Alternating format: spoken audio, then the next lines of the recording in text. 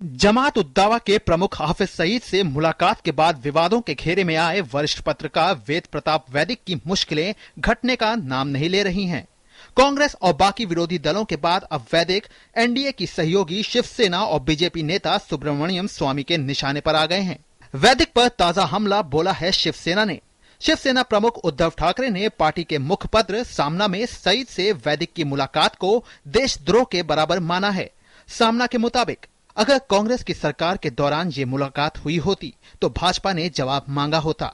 NDA सरकार इस मामले में अपनी जिम्मेदारियों से बच नहीं सकती और उसे वैदिक के खिलाफ देशद्रोह का मामला चलाना चाहिए।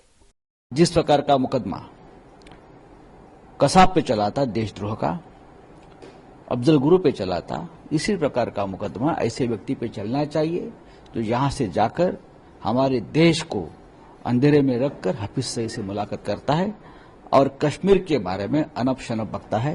ये गंभीर मामला है। हालांकि वैदिक की सफाई है कि उनके बयानों को गलत समझा गया है और अगर कश्मीर पर उनकी सही बात शिवसेना को पता चले तो वो उनका स्वागत करेगी।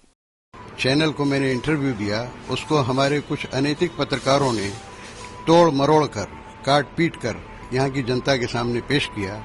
उससे शिवसेना के लोगों को गलतफहमी हो गई है। उधर बीजेपी नेता सुब्रमण्यम स्वामी ने भी वैदिक के खिलाफ कार्रवाई की मांग की है। उनका कहना है कि वैदिक के खिलाफ मुकदमा चलाया जाना चाहिए।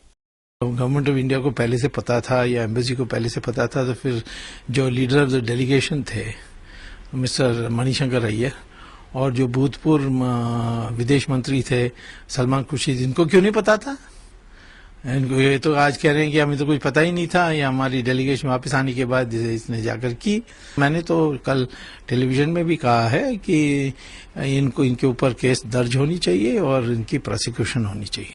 वहीं कांग्रेस इस मामले में वैदिक के खिलाफ विरोध प्रदर्शन कर रही है। हालांकि बीजेपी बार बार कह रही है कि वैदिक की मुलाकात से सरकार का कोई लेना देना नहीं है। हाफिज सईद और वैदिक जी की मुलाकात हुई, उसमें सरकार की कोई भूमिका नहीं थी और आदरणीय सुषमा जी ने बड़ा स्पष्ट तौर पर दोनों सदनों में अपनी बात कही है और देश के सामने सच्चाई आई है। कांग्रेस के पास जब कोई मुद्दा नहीं तो केवल शोर मचाने के लिए ऐसी बातों को उछालती है। हाफिज सईद की मुलाकात के बारे में सरकार पहले ही अपना रुख साफ कर चुकी है। इसके बाद विपक्ष तो अब थोड़ा शांत होता दिख रहा है, लेकिन अब अपने ही मुश्किलें बढ़ा रहे हैं। News night desk, DD news.